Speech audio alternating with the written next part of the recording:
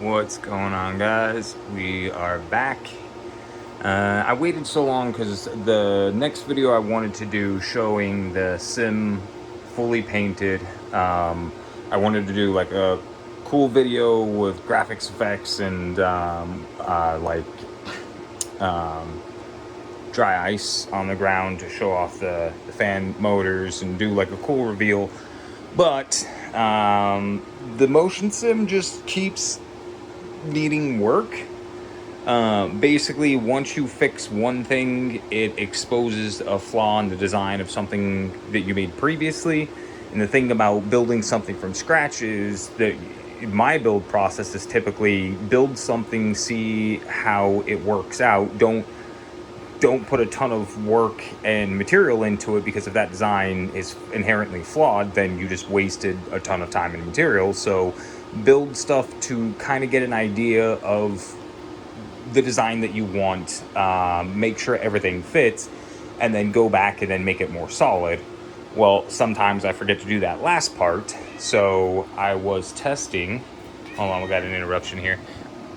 You just saying hi to all the people? This is my Kokobay. Yeah, it's my Kokobay. Get it. So sometimes, as I was saying, I forget to do that last part. So what we have here is a caster wheel and the central point. So this point looks a lot different than it used to in the last video. And the reason for that is I actually changed that caster before I modified that swivel joint before I modified it. I changed it to this caster, which is why this caster is painted white. Normally it comes black like that. But this, the wheel, I removed the wheel, removed the bolt in the wheel, and then this was sat in there like that. Basically sat in there like that, and it was welded. Those points there were welded onto that metal frame there. So I did that because I thought there was slop in this joint here, which was causing, you know, the entire, let's see if I can do it from the side, the entire motion sim rig to shake like that. So I swapped out, because I saw other people using caster wheels, like heavy duty caster wheels. They can't be the cheap ones. So I got ones that were fairly heavy duty. That's it's a fairly thick steel plate on top there. And so I got this guy welded in again, welded it in from the bottom on both sides, that metal plate, and then this top plate got welded onto the surge beam.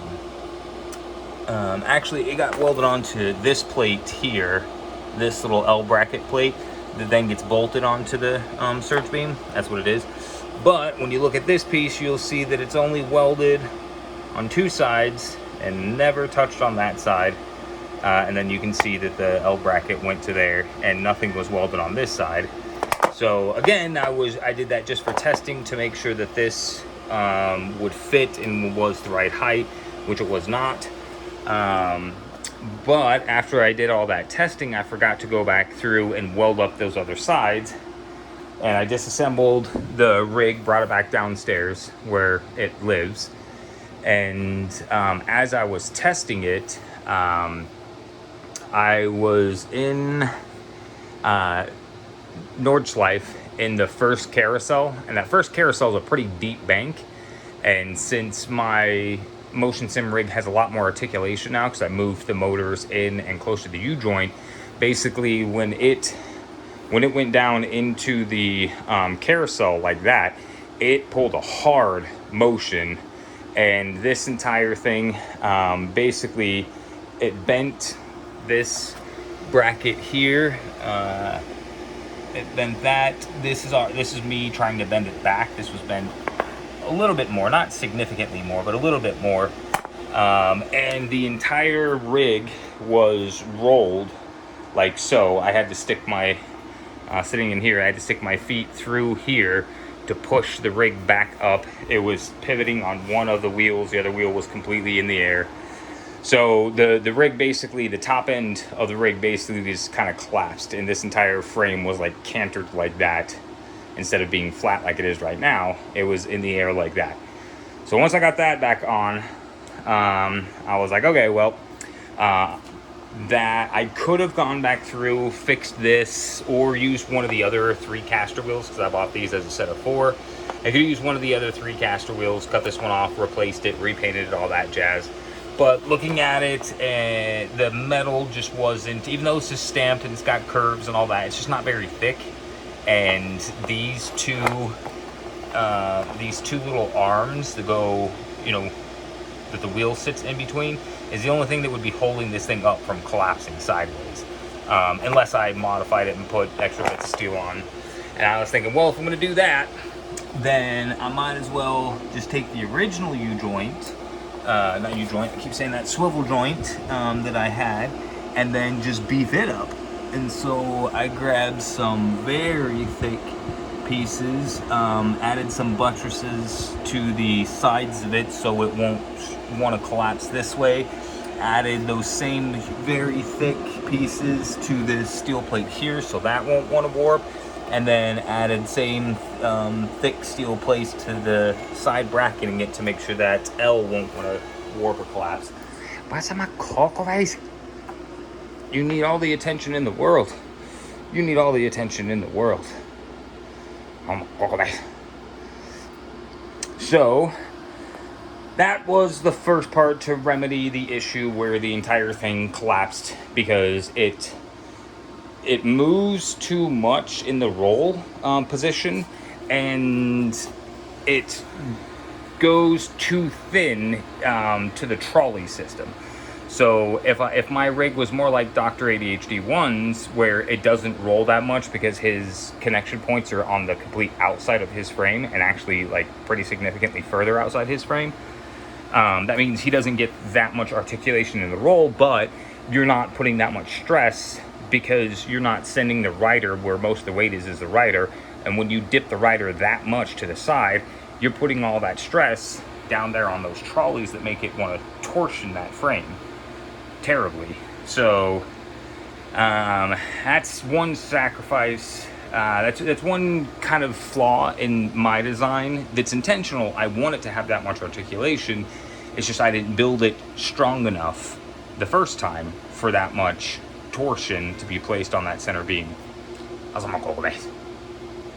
So replacing that swivel really helped with the steadiness. Like, it does still rock a bit, as you can see, and that rocking is essentially that center beam flexing, just because it's too thin of metal. I think I took too much metal out of the top of it,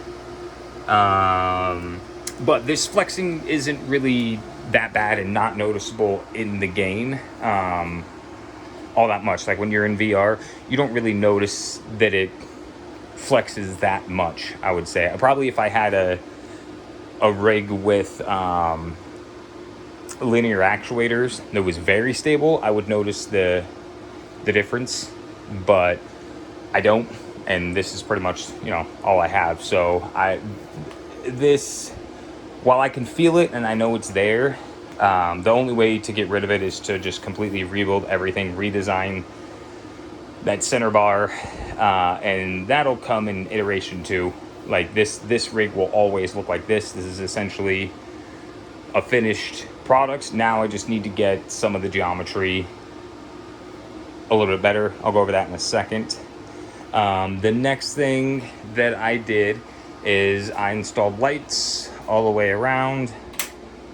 So that's without the lights, and then the lights on.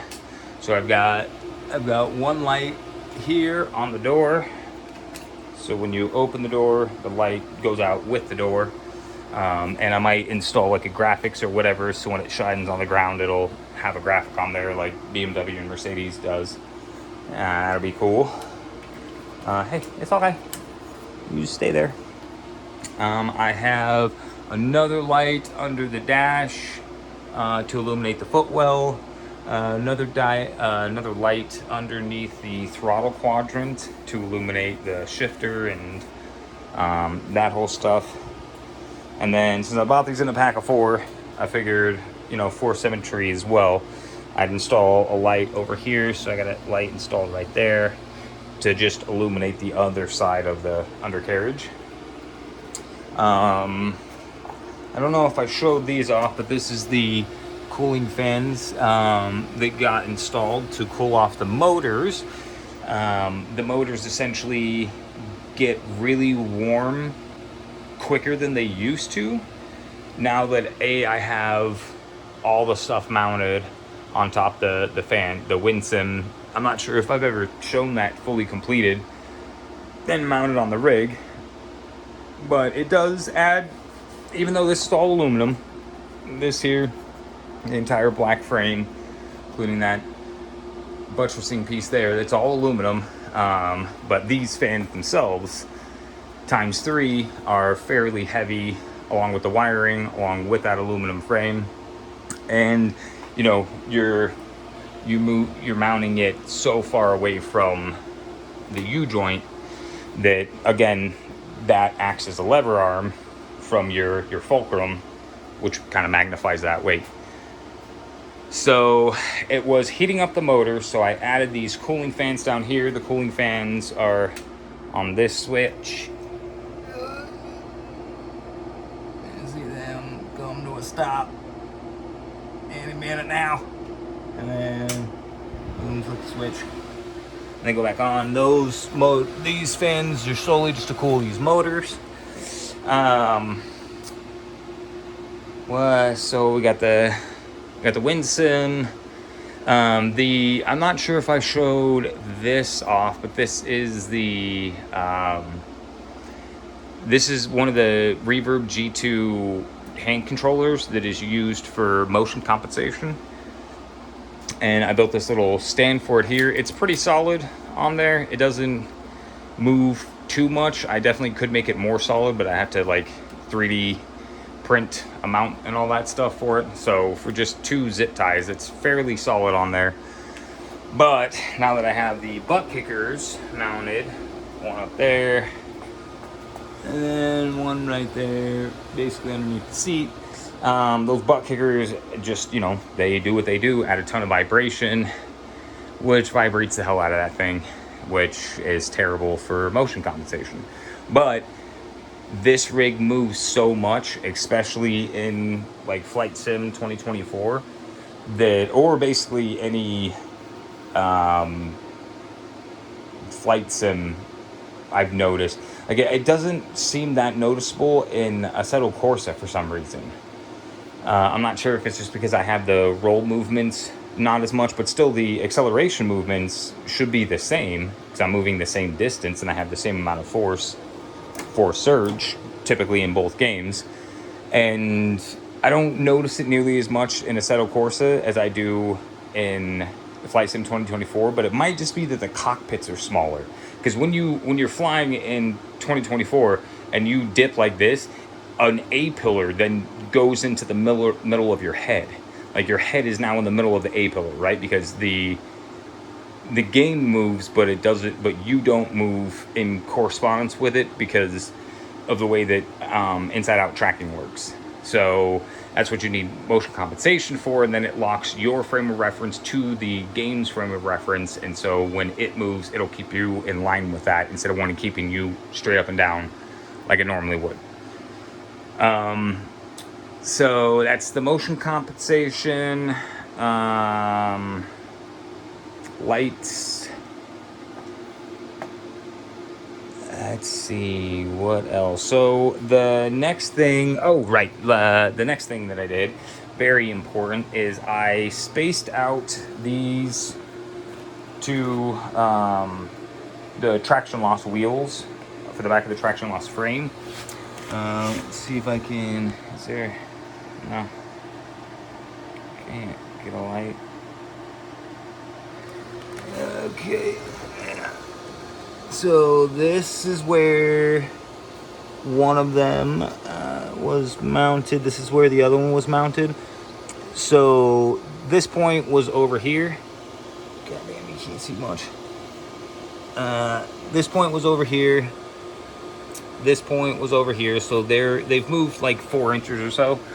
I didn't want to move them too much because this traction loss motor is literally only connected to this wheel system. And so the further out I move the wheel, the further away I move this point from its center over there. As you can see, it's already like in that center, it's already what, like 3-4 inches. Basically, the distance it moved down here, it's now moved that distance off center. So I could build something out here to mount this to, move it out 3 inches, but it's fine enough how it is right now. Yeah, that's on. It doesn't take too much energy, but those had to get moved out to help with the stability because those were too far in, and it would make that platform want to twist up and lift one of the wheels up off the ground. So by spreading them out, it makes that less likely. So that was the other major change to that. Now, what are the next major changes now? I feel that essentially the old seat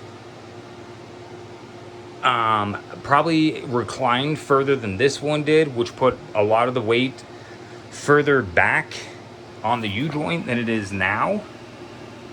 And so I think that is what's causing more stress on the motors, is essentially the thing is no longer balanced. Plus, I've added a lot of weight to the front of the rig, modified that down there. So I think by adding that much weight to the front of the rig, changing the seat, I basically need to change the position of the U-joint. The U-joint needs to move forward on the frame, like it needs to be mounted here instead of back here. But the only way you can really get the exact center point of the frame is basically I have to disassemble everything, take everything, take the seat off, take the fans, take the wheel hoop, take the door, take the frame off of the 2 mounts there, 4 bolts there for the U-joint. Boom, that gets the entire frame off, take it all outside, and then rebuild it exactly like this, put all the stuff back on it out there, minus connecting it to this frame because it's going to stay down here. I rebuild that, and then I put a pipe underneath the frame that's got to be, the pipe's got to be tall enough that it allows for this, because the footwell actually drops down. So the pipe's got to be a larger diameter than from here to past this footwell. So it's got to be very, very big pipe. And then you roll, like someone has to sit, a passenger has to sit inside there, preferably me or someone around my weight and height will sit inside there, and then another person grabs onto the back of it and then pushes it and rolls it back and forth, and they're going to roll it until they basically get it to where it balances to where they don't need to be, pushing down to pick the front of the frame up or lifting the back of the frame up. They can literally just do it with a finger, and then that's your balance point. And then once you find your balance point with that, with that tube that's rolling on here, whether the balance point's there or there or there, then you will take these 2 bars, cut them out, and then move them to wherever the new mounting point is. And then when I do that, I'll have to match it up to the bolt pattern on there to make sure that I space them correctly and all that jazz. That is a lot of work. The thing I've done temporarily right now is I've just reduced the power on the motors. So they're not as responsive and they're not as powerful. Like, they don't sling you around anymore. They'll still kick you around a pretty good amount. They don't sling you around like they used to. And then installed these fans to just blow on them constantly in an air-conditioned environment, and that helps. You can certainly ride it for quite some time now without them feeling like they're going to overheat. But if I want them to be as powerful as I know they can be, I can either do that and find the real balance point of this, which would help immensely, because again, if the balance point is too far back this way and all the weight's over the front, then all those weights are on those motors. which will cause them to stress. So if I find the true balance point, that would be fantastic, but I could also break this weld right here, and then this trolley and this trolley become two separate pieces again, and then I can move that trolley forward 6 inches, put a 6-inch pipe welded in there to reconnect them, because they have to be one piece.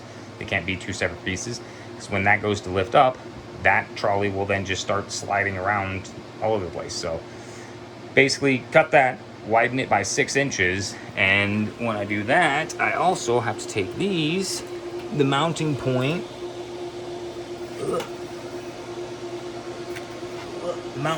right there for those, and I have to move that forward 6 inches. And in order to do that, I would have to take the bar that it's mounted to, cut out this plate here, take the bar it's mounted to, and then move it forward 6 inches. But if I move it forward 6 inches, then it now becomes an intrusion into the wheel well and shrinks the wheel well, or the footwell, which I definitely don't want to do. And I still won't solve the issue of it rolling too much, because the distance that you move them forward from that U-joint doesn't change the roll, it only changes the pitch. The distance you move them out from the U-joint here changes the roll.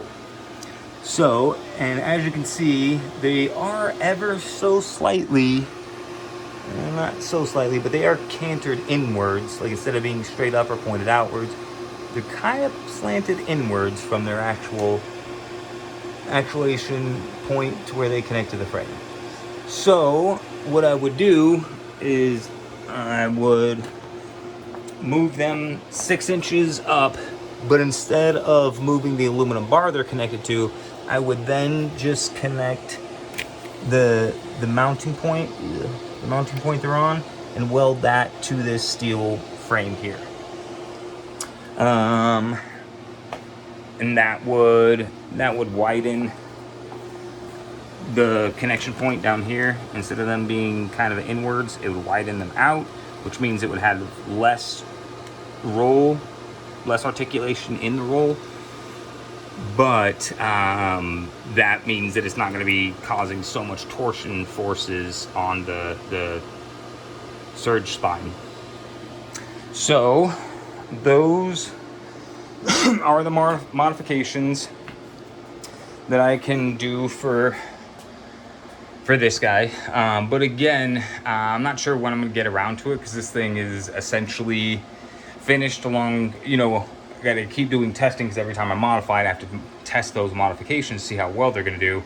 But I built that thing like a brick shit house, and moving those out 4 inches on either side, giving them 8 inches total spread, helped tremendously on that back.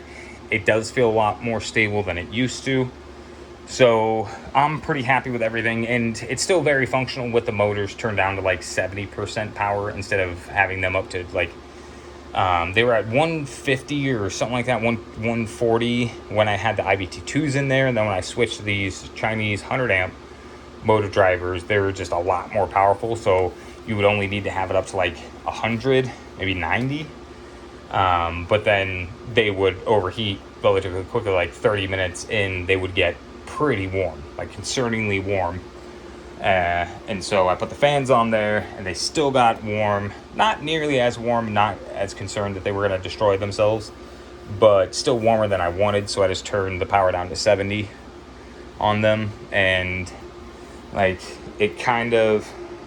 it's a little more sluggish, especially when you turn it on. It doesn't snap up. It kind of like will slowly rise to its position, but again, driving it and flying it, it doesn't feel all that much worse. All right, so let's go see the other project I've been working on. Boo.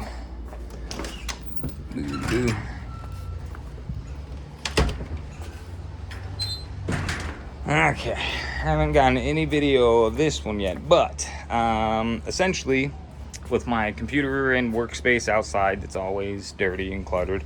I was sitting on these chairs, mainly because I built that work table to be tall. I didn't want it to be like this height, which is like well below my hip. And if I were to work on this as an actual surface all the time, it hurts my back. It's too small. And so I made my table significantly taller than that, you know, like 3-4 inches, something like that, taller. But that means normal chairs, you can't sit at it with a normal chair, because it's just normal chairs are built for like this height and smaller.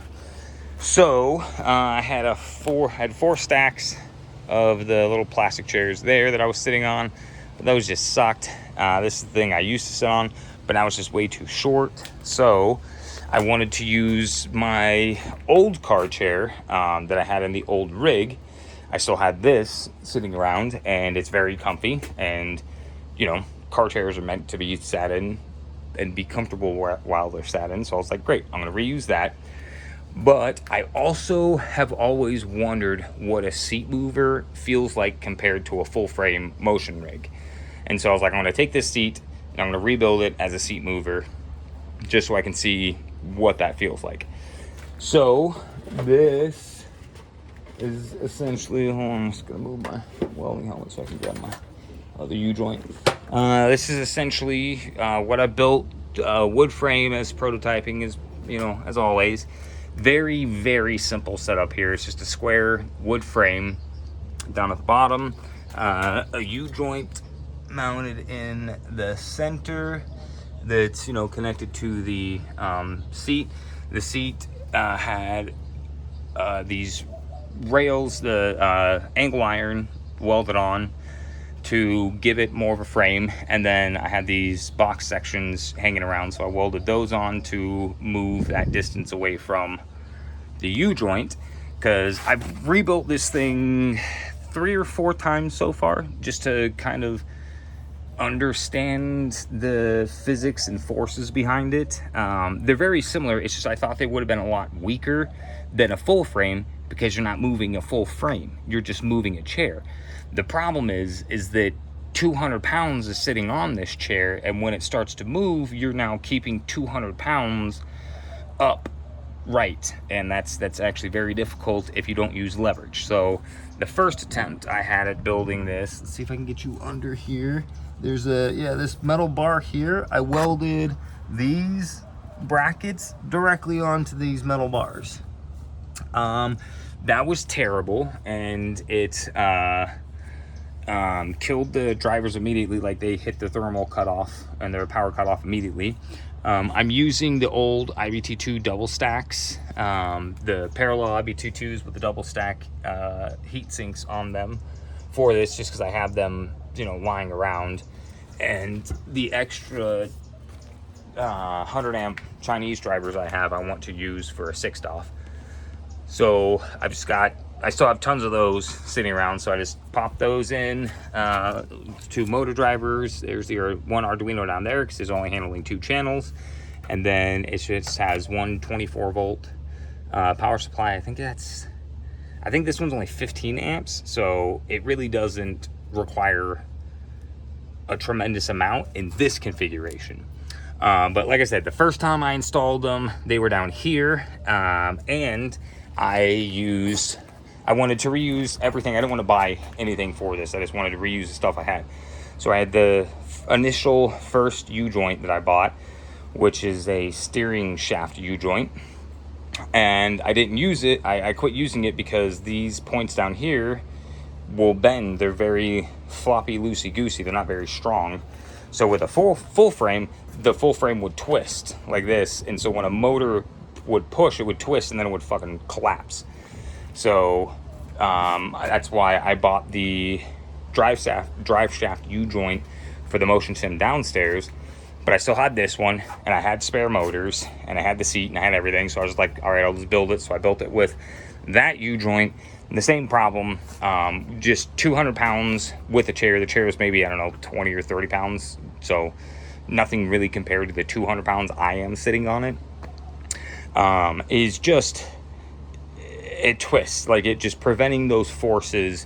These rinky-dink little links right here that hold, you know, hold the cross in the center, they're just not strong enough. They just, you know, they'll spread and twist. So I went to the pick and pull and got another drive shaft U-joint.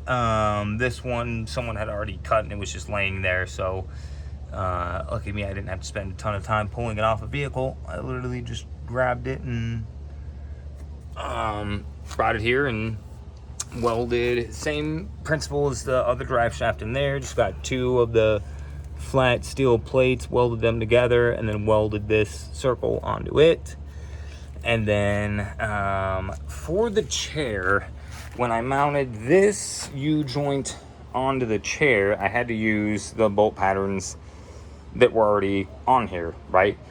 So I built a plate on the bottom side of the chair and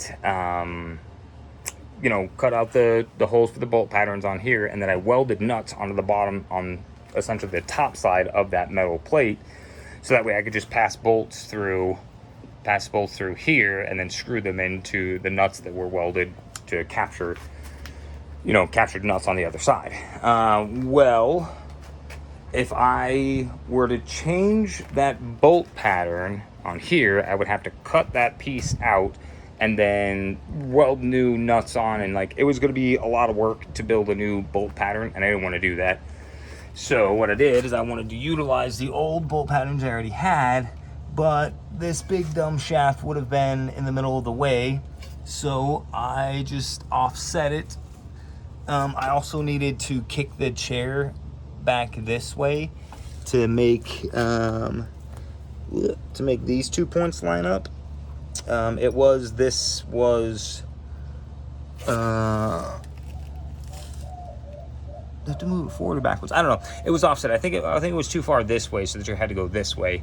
Because these were too far this way, and you want these to be in a line to give you the best amount of torque in effect. So I offset that with this, and essentially what that allowed me to do is utilize those 4 bolt patterns. So I didn't have to cut this bar out and modify it and do any of that stuff. I just get to utilize the stuff I'd already made. So I just welded, made this plate, welded these on the side so it won't bend all floppy, welded this onto that plate.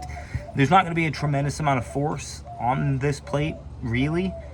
There shouldn't be, because the motors should hit their limit before the U-joint hits its limit. Whew, okay. Standing up quickly, and I haven't drank a lot of water. Next thing, I needed this thing to be a swivel chair. It's not so much a swivel chair right now because it needs to be fixed. I'll tell you that in a second. But essentially, these are the rest of the caster wheels, like the one I showed you inside. The other 3 from the set of 4.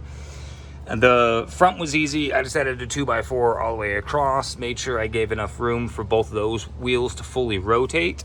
And so the front was easy peasy, and that's all done. The back, I wanted to put a beam all the way across, but these motors are in the way and won't let me, as you can see. So I have to move the motors forward to put the beam all the way across. And then I was debating whether I was just going to use 3 wheels or 4 wheels for this. But at the time I only had the 3, so I was just like, screw it, I'll just do that. So I built a little L piece here, mounted 1 wheel on there, and then screwed it heavily into this piece. Usually I build these frames really solid. 45 cut here, which means I can get 2 screws in there and 2 screws in there, and it's super solid. It's fantastic. Well, when I was originally building this, I was just building it quickly as a prototype because I was also building an aluminum frame to replace it. This aluminum frame is the same measurement, same size as it. So I was like, instead of building everything out of wood, I want to move towards metal. So built an aluminum frame. So that wood frame was supposed to be temporary. So the point of me telling you that is I only put 1 screw into the side, I'm pretty certain. And it's just to hold it together because there wasn't going to be a tremendous amount of forces twisting this or ripping this apart, right? Most of the force is going to be the motors pushing directly down on that. and that side, which just goes into the ground, it won't really affect that too much. And then the U-joint up there twisting a little tiny bit. So I only put one screw on either side. So when I mounted this piece to it and then I sat in it, it shattered this board. Also, I made these cutouts here on either side because before I put these pieces on, after I had the mounted down here, I put this bracket on and then I mounted the two pieces here. And it was fantastic for forward and backwards, but it basically could not control the roll at all. If I went, a little this side, the weight would just collapse the motor and turn off the motor drivers. So I realized my pitch and roll was fine, and the distance from there to here was fine, but now the distance from here to here, because this is essentially where the drive shaft is. So if you're going to here, it's basically half of the distance from here to here. So I had to make them essentially the same. You want it to basically be squared, and so I had to make this distance the same as this distance. So I added these pieces, and the easiest way to do that was just to flip the motors. By flipping the motors, these lever arms now move outside the chassis, which means I didn't need any of these cuts. But putting these cuts in there, you can see they're like over a quarter way through the board, and that's where the screw came through on the other side. So all that is to say is when I put this in and I sat inside of it, that board went from being straight to crooked like that and busted the sides. I tried to salvage it by putting a screw into the back there to suck it up under, but it just split the board. So now instead of it being free rolling in a caster wheel, that bottom side, like it still rolls, but that bottom side is now kind of sunk. So I basically have to take that part off, rebuild it, with a piece of wood there. But I'm not sure that I want to keep this one little piece on, because again, that's so much pressure, A, on this one piece, and B, on this one piece of wood. Even if I put 4 screws in and hold it properly, I still think that's going to be too much pressure. Plus, I think most of the weight of the rider, once you're sitting in there, is going to be more biased here than it is in front. So that means I'm going to have to take the motors off, move the motors forward to where I can get a 2x4 and across there, which is fine because the seat is actually moved too far this way towards the camera. So I actually want to straighten that plate out a little bit. It is cantered. This side is closer to this motor mount than that side is to that motor mount. So I want to fix that. And that's just a matter of twisting the chair. I just didn't have it fully lined up when I installed it because I was doing it by myself. And since it's a U-joint, it's very floppy and it's not symmetrical weight because I have this arm installed on there. It's very difficult to do by yourself, basically. So that's the best I could do at the time with it being dark. So, I have not tested this since I rebuilt the U-joint and did all that stuff. Mainly just because the wheel mounting was a disappointment and I want to fix that. So that's the next step. Move the motors forward, put a beam. If I put a beam across, I might not replace that. Oh, down there. If I put a beam across, I might not replace that because it just won't be necessary at that point. The force like on those beams is going to go directly up, and so as long as those are screwed on to the frame, then it should be fine. So that's the next step with that. Move the motors forward, move the entire seat forward, recanter the seat to make sure it's good. Put 4 caster wheels, put 2 more caster wheels, so it's 4 total. And then I still got to mount the potentiometers. I never remounted the potentiometers on there. You see there's no belt, no potentiometer on there. So there's one down there and the other one down in there. Mount those up and then it can be tested. So, and then this part, I guess since I mentioned it but didn't show you. Come on there. Here. This is essentially just a wood plate for the mouse. I like the TH8 shifter, but it mounts in a very unfortunate way. Like, it's meant to mount on the end of a desk, and so it has to have something in front of it, but I also want something behind it, so it has to have this little pocket. So just made this metal and welded a box section onto there, so that way it can have something to grab onto. Ooh. You can see that little box section there. And then this guy had an arm come off to the side there, and it just has a little plate on there that gets mounted onto. And then that is flight stick, and I use it as an emergency brake as well when driving.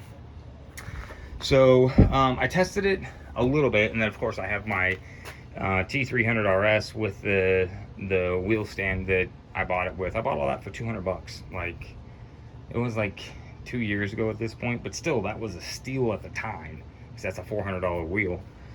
So I've got all of that mounted up, and I tested it a little bit with this drive shaft, but again, the drive shaft twists so much that I stopped testing immediately and was like, I gotta get a new drive shaft. So that is all done. That'll get set up and ready for testing. I'm gonna keep testing the motion save brake downstairs to see if I do want to go the further step and rebalance it and maybe move the motors forward and out.